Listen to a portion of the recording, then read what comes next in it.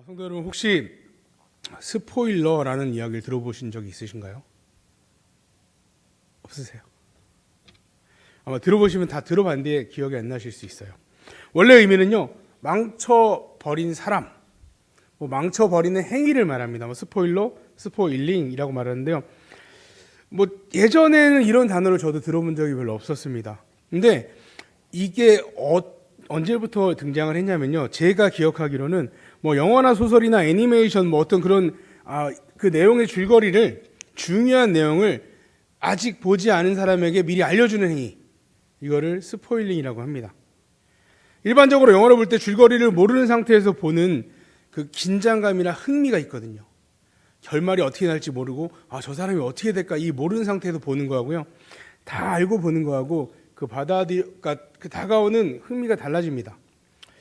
스포일러는 이러한 재미를 없애버리는 예의 없는 행동을 비판하기 위해서 사용하게 된 것 같습니다.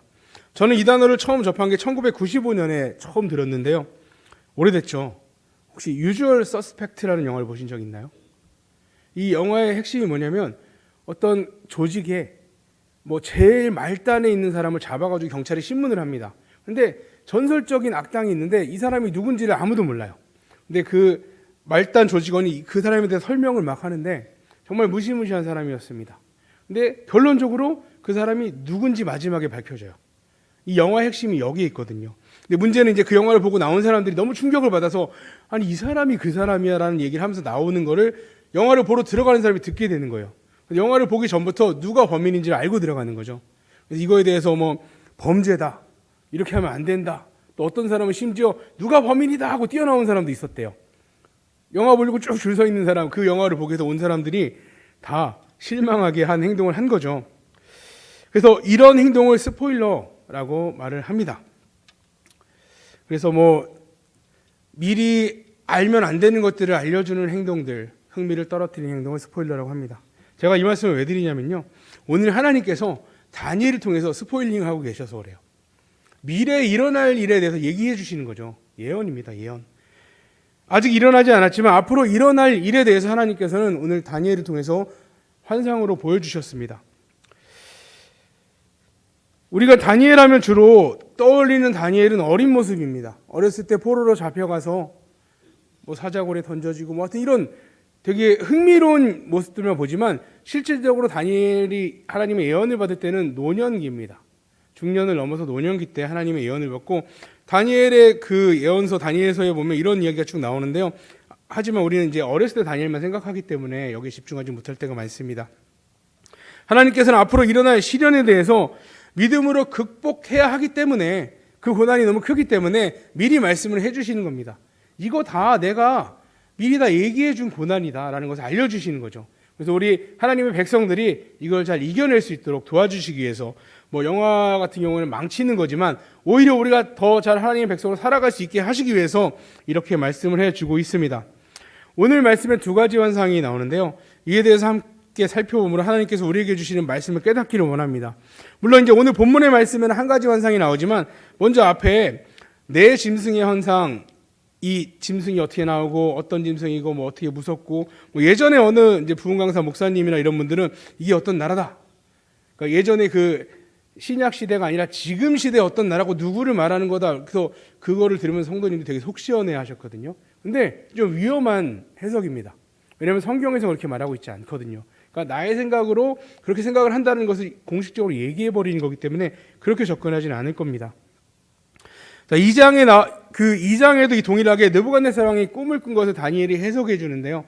그때도 동일한 환상입니다. 하나님이 보여주신 게 동일한 환상인데요.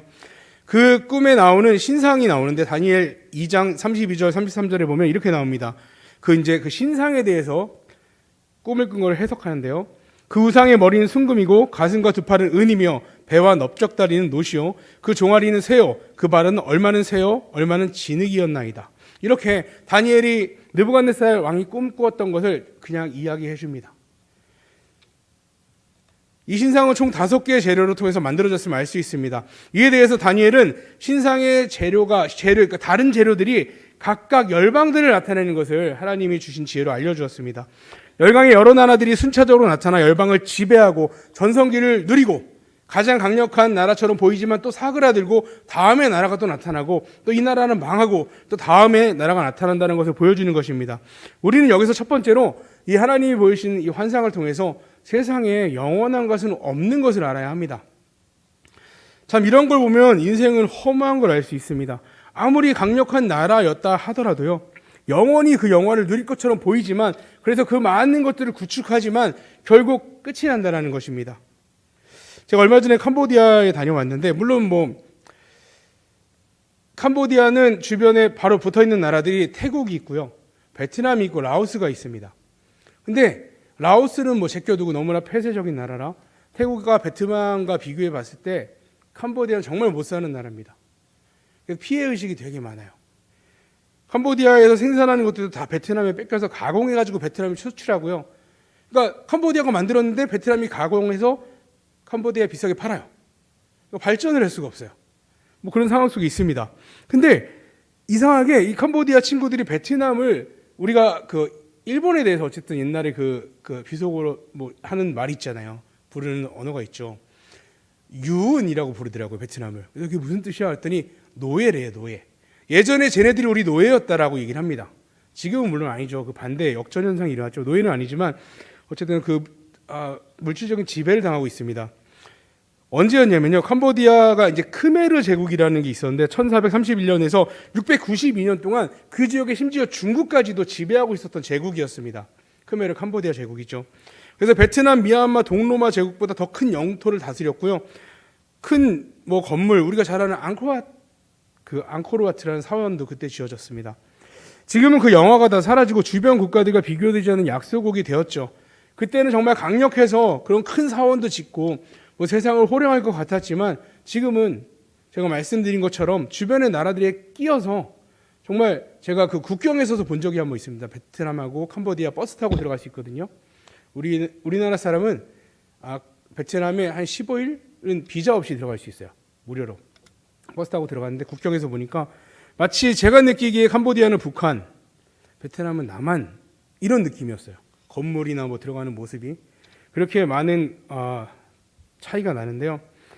바벨론 제국도 결국 페르시아에 무릎을 꿇습니다. 느부갓네살이 막강할 것 같아서 신상을 짓기도 했지만 결국 그 거대한 신상 한 돌이 날라와서 부셔버립니다. 다니엘 2장 34절에 또 왕이 보신즉 손대지 아니한 돌이 나와서 신상의 새와 진흙의 발을 쳐서 부서뜨리매, 여기서 강조한 것은 손대지 않은 돌이라는 것입니다. 돌이 날라왔는데 사람이 손대서 던진 돌이 아니라는 거예요. 이 돌이 날아와 신상의 발을 치니 신상이 와르르 무너져 버립니다. 바벨론에 시작해서 로마 제국에까지 이르는 그 강대국들이 결국은 손대지 않은 돌에 의해서 무너진다는 것을 보여주십니다. 또한 이 돌이 커지고 큰 산을 이루고 온 세계에 가득 채운다는 환상을 보여주십니다. 이는 예수님께서 초림하셨을 때부터 재림의 시기를 이야기하는 환상입니다. 큰 신상은 황금으로 된 바벨론을 상징하고요, 그 머리를 상징합니다. 지금 느부갓네살이 꿈꿨던 지금 누리고 있는 영화를 누리는 그 바벨론이 큰 신상의 황금 머리를 나타내고요, 은으로 이루어진 가슴과 두 팔은 메데아 페르시아, 노스로 이루어진 배는 넓적다리인 그리스를 말하고, 새로 이루어진 종아리 것은 쇠에 흙이 섞인 다른 로마를 상징한다고 합니다. 그러니까 이렇게 차례대로 나오는 그 제국들을 말하는데요, 이 로마가 제국을 이루던 시기에 사람이 던지지 않은 하나님이 보내신 예수 그리스도께서 이 땅에 오셔가지고 그 제국을 무너뜨려 버리게 된다는 것을 말하는 것입니다. 인간으로 오셔 십자가에 죽으시고 부활하심으로 영원한 하나님의 시작을 선포하셨습니다. 우리가 말세라고 말하는 시기는 예수님이 이 땅에 초림하셨을 때부터 다시 오실 때까지의 시기를 말합니다. 그러니까 우리는 말세를 살고 있는 중입니다. 이러한 의미로 주님께서 이 땅에 오신 때부터 사람이 손대지 아니한 돌이 날아와서 세상을 부시고 있는 중입니다. 파멸은 시작이 되었습니다. 지금도 파멸된 세상에서 하나님의 나라가 전 세계로 확장되고 있습니다. 이제 주님이 재림하시면 세상 나라는 완전한 멸망의 끝에 다다르게 되는 것입니다. 이것은 바벨론 포로로 살아가고 있는 이스라엘을 말한 그들만 국한된 게 아니고요, 어찌 보면 우리 모든 그리스도인들을 포함하는 희망을 주는 메시지입니다. 우리가 당하는 고난들, 우리가 예수님 때문에 당하는 그 모든 것들이 끝이 있다라는 거죠. 그리고 결국 주님이 다시 오실 그때 우리는 약속받은 하나님의 그 상급을 받게 됩니다.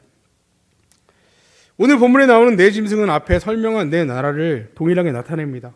결국 무시무시하고 막강해 보이고 흉악해 보이고 무서워 보이는 그 모든 것들 다 끝이 있습니다. 아무리 대단해 보여도요, 종말에 영원한 하나님의 나라가 세워질 것임을 우리는 하나님의 미리 알려주심, 예언을 통해서 깨달아야 합니다. 세상에 영원한 것은 없습니다. 본문 9절에 옛적부터 계신 분이 등장합니다. 내가 보니 왕자가 놓이고 옛적부터 항상 계신 이가 좌정하셨는데 그의 옷은 희기가 는 같고 그의 머리털은 깨끗한 양의 털 같고 그의 보좌는 불꽃이요 그의 바퀴는 타오르는 불이며. 다니엘 7장 9에서 14절은 하나님의 심판의 모습을 묘사하고 있는 절입니다. 하나님께서는 세상을 심판하십니다. 하나님께서 9절부터 다니엘의 시선을 인간의 제국에서 하나님의 제국인 천상으로 이동을 시켜서 보여주십니다. 그렇게 무시무시하게 보였던 그 모든 것들이 무너지고 결국 하나님의 나라를 보여주는 것이죠. 또한 우리도 그를 따라서 오늘 말씀을 통해서 하나님의 나라, 하나님의 심판의 장소를 볼 수 있게 되었습니다. 옛적부터 항상 계신 이는 물어볼 것도 없이 누구시죠? 누구신가요? 네? 교회에서는 대부분 이제 예수님, 하나님, 성령님 이렇게 말하면 대부분 맞아요. 하나님이시죠. 옛적부터 항상 계셨던 분. 스스로 계신 분. 하나님께서는 친히 짐승들의 땅의 제국들을, 그 제국들, 막강한 제국들, 막강해 보이는 제국들을 심판을 하십니다.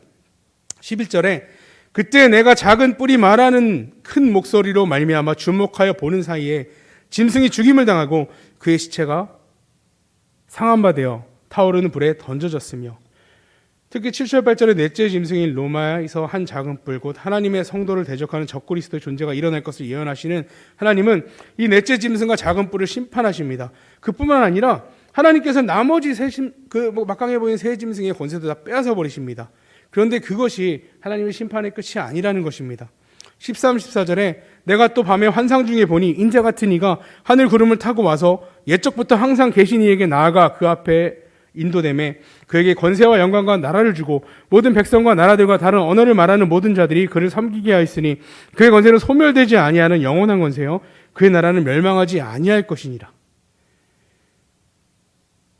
권세와 영광과 나라를 받으신 분은 누구실까요? 예. 하나님께 그 권세를 받으신 분, 예수님이시죠. 인자 같으니 곧 예수님이 하나님 앞으로 나아간다라고 말씀하고 계십니다. 예수님께서도 당신을 인자라고 표현을 하셨습니다. 우리는 복음서를 통해서 알 수 있는데요, 하늘의 구름을 타고 오신다는 표현은 유대인들에게는 신성을 나타내는 표현입니다. 하나님께로부터 왔다라는 표현이죠. 그가 또 하나님이심을 나타내는 것이죠. 우리 주님은 인간으로 오셨지만 본체 하나님이심을 말씀해 주고 있는 것입니다. 이는 손대지 않은 돌과 같이 사람의 힘으로 세워지는 제국이 아니고요, 사람이 만든 어떤 힘이 아니라는 것입니다.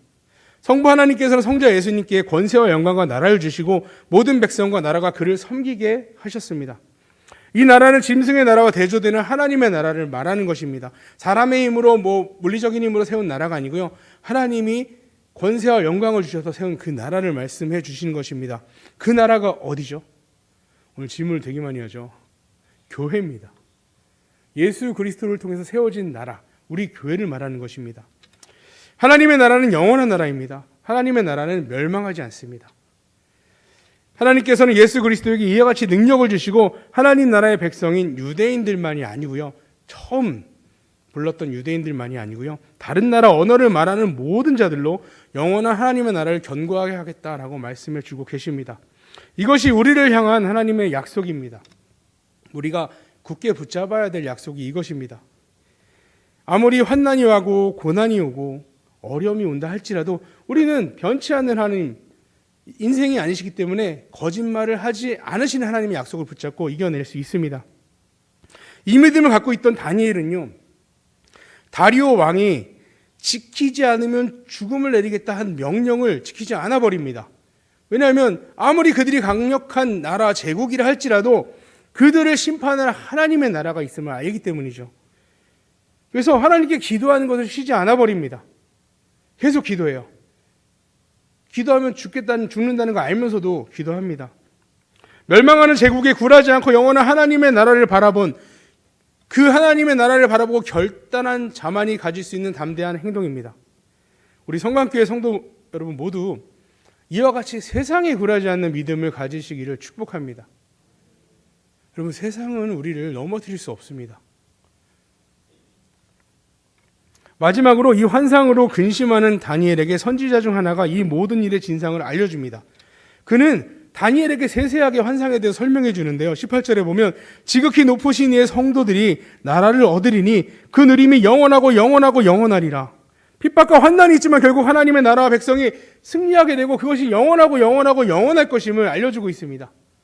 끝나지 않고요. 다른 제국들, 그 네 제국들처럼 무너지지 않고 영원하게 있을 나라임을 알려주고 있습니다. 이렇게 하나님의 나라의 승리는 정해져 있습니다. 로마로 상징되는 넷째 짐승은 10개의 뿔이 있습니다. 19절에 보면 이에 내가 넷째 짐승에 관하여 확실히 알고자 하였으니 곧 그것은 모든 짐승과 달라서 심히 무섭더라.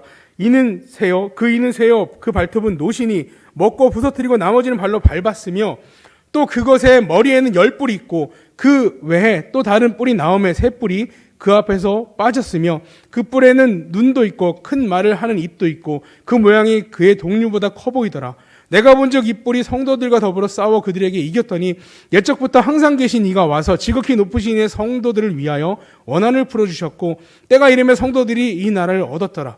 모신 자가 이처럼 이르되 넷째 짐승은 곧 땅의 넷째 나라인데 이는 다른 나라들과는 달라서 온 천하를 삼키고 밟아 부서뜨릴 것이며 그 10뿔은 그 나라에서 일어날 10왕이요 그 후에 또 하나가 일어나리니 그는 먼저 있던 자들과 다르고 또 새 왕을 복종시킬 것이며 10개의 뿔이 있는 상황에서 작은 뿔이 나와서 10개의 뿔 중 3개를 뽑아버리고 또 그 동류보다 더 커 보인다라고 말씀하고 있습니다.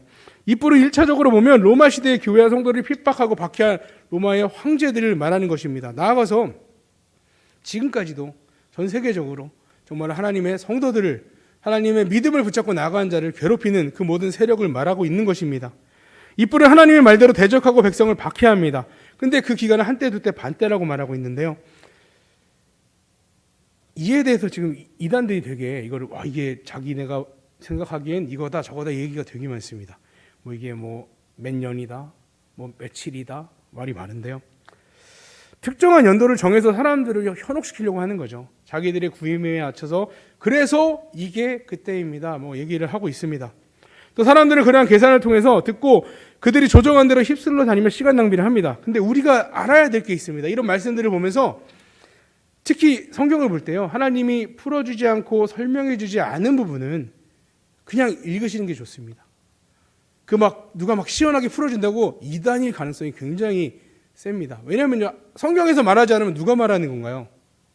본인이 말하는 거잖아요. 그러니까 우리는 여기 현혹되면 안 됩니다. 이것은 예수님께서도 말씀하셨는데요. 마태복음 24장 36절에 그러나 그날과 그때는 아무도 모르나니 하늘의 천사들도 아들도 모르고 오직 아버지만 아시니라. 아멘. 이것보다 명확한 말씀이 어디 있을까요? 예수님도 이 땅에 계실 때 모른다고 말씀하신 것, 이단의 수계가 안다고 말하는 것에 현혹되면 안 됩니다. 교회에서는 모르는데 여기서는 이걸 알려주네. 이단입니다. 좋은 게 아니에요. 예수님도 모른다고 하셨습니다. 또한 다니엘의 환상에 나오는 모든 것은 상징으로 말씀해 주셨습니다. 큰 형상도 내 동물도 마찬가지죠. 그런데 갑자기 숫자만 그대로 받아들여 해석한다는 것은 일관성이 떨어지는 해석이 되지 않을까요? 심지어 어떤 이단은요, 한글로 나오는 신의 산을, 한글 성경에 신의 산 나오니까 신의 개자가 들은 산이 신의 산이다 이렇게 얘기를 하거든요. 신의 산은 히브리어입니다. 한자가 아니에요. 그렇게 푸는 것도 말도 안 되는 거죠. 어쨌든 교회에서 말해주지 않는 걸 말해주네, 이단이라고 생각하시면 됩니다. 거기에 현혹되시면 안 돼요. 해 아래 새 것이 없습니다. 참 무식한 경우가 많습니다. 결국 이 말씀은요, 성도가 고난을 당하는 기간이 있음을 알려주는 겁니다. 그게 영원하지 않다는 걸 알려주는 거죠. 우리가 받는 고난의 기간, 우리 주님이 오실 기간이 정해져 있다는 겁니다. 우리는 알 수 없지만 이것이 정해져 있다는 것을 알려주시는 것입니다. 주님이 다시 오실 때까지 성도들에게 고난이 있는 건 다시 말하면 당연한 일입니다. 이 얘기를 하고 계시니까요. 그리고 천사들은 작은 뿔을 설명한 뒤에 이 말, 그 심판을 기술하고 있습니다. 26절에 그러나 심판이 시작되면 그는 권세를 빼앗기고 완전히 멸망할 것이요. 하나님의 심판은 세상 나라의 멸망을 말하는 것입니다. 자신을 신격화하고 우상을 만들어 그에게 절하지 않는 자를 풀무불에 넣기까지 한 느부갓네살 왕도요, 하나님께서 그의 교만을 꺾으셨습니다. 그 후에 나오는 메데바사, 그리스, 로마 다 마찬가지죠. 지금은 흔적도 찾아볼 수 없습니다. 이것이 적그리스도적 통치자들의 최후입니다. 이와 대조되게 하나님의 나라 백성은 하나님으로부터 언제나 위로를 받습니다. 27절에 나라와 권세와 온천한 나라들의 위세가 지극히 높으신 이의 거룩한 백성에게 붙임 바 되리니 그의 나라는 영원한 나라이리라. 모든 권세 있는 자들이 다 그를 섬기며 복종하리라. 지극히 높으신 거룩한 백성은 성도를 말하는 것입니다. 거룩한 백성, 성도 같은 말이잖아요. 그렇죠? 성도들에게 하나님께서 모든 권세 있는 자들의 섬김을 받게 해주십니다. 이는 인자 같으시니, 즉 예수 그리스도께 주셨던 영광이고요. 하나님께서 예수 그리스도께 주셨던 영광이고요. 또 우리는 예수님을 인해서 받게 될 영광입니다. 하나님께서는 예수님께 연합된 모든 성도들이 예수님이 누리는 그 복에 참여하게 될 것을 말씀해 주고 있습니다. 하나님의 아들이 누리는 그 복, 그게 우리에게 주시는 복입니다. 기쁘지 않나요? 뭐랑 바꿀 수 있겠어요, 이걸요? 우리는 바꿀 수 있는 게 아무것도 없습니다. 최고의 것을 주셨기 때문입니다. 이것이 하나님께서 예수 그리스도로 고난당하는 우리에게 주신 영광입니다. 그러니까 우리에게 고난이 기쁨이 될 수밖에 없죠. 왜냐하면 내가 그 영광을 받을 자라는 게 확신이 되는 거잖아요. 내가 교회를 다니고 예수님을 믿는데 고난이 없다. 이상한 거예요. 정상이 아니에요. 이거 이상한 거예요, 분명히. 그렇다고 막 고난을 일부러 막 당하라는 얘기가 아니고요. 그런 걸 두려워하지 말고 주님이 말씀하신 대로 하나님의 뜻대로 살아가야 한다라는 것을 말하고 있는 것입니다. 베드로전서 2장 9절에 그러나 너희는 택하신 족속이요 왕같은 제사장들이요 거룩한 나라요 그의 소유가 된 백성이니 이는 너희를 어두운 데서 불러내어 그의 기이한 빛에 들어가게 하신 이의 아름다운 덕을 선포하게 하려 하심이라. 물론 마지막 심판 때에 우리가 누리게 될 영광을 말씀하시는 것이지만 지금 우리는 그 영광을 미리 맛보아 알고 있습니다. 우리가 살아가면서 맛보고 있습니다. 오늘 우리는 다니엘을 통하여 보여주신 환상을 함께 보면서요, 세상에 막강해 보이는 적그리스도들, 우리를 두렵게 하는 것들, 그 모든 것들 위에 하나님의 심판이 있음을 알게 되었습니다. 그들을 심판하시는 이는 하나님이시고 결국 하나님은 심판하실 거고 또 하나님의 백성이 우리를 영원한 승리의 삶을 살게 해주실 것을 깨달아야 합니다. 그리고 지금도 우리는 하나님의 다스림 안에서 이것을 맛보며 살아가고 있습니다. 우리는 이미 그 결말을 이제 다 본 것입니다. 다 봤잖아요. 심판의 날까지. 오늘 다니엘을 통해서 보여주신 말씀으로 보았습니다. 이제 우리는 그 길을 걸어가는데 주저하지 말아야 합니다. 지금은 힘들고 지금은 고난 있고 어찌 보면 사람들이 손가락질 하기도 하지만 또 너무 심하게 믿는 거 아니야? 적당히 해야 되지 않아? 라는 말을 하기도 합니다. 굉장히 달콤하게 들리죠. 내가 너무 심한가?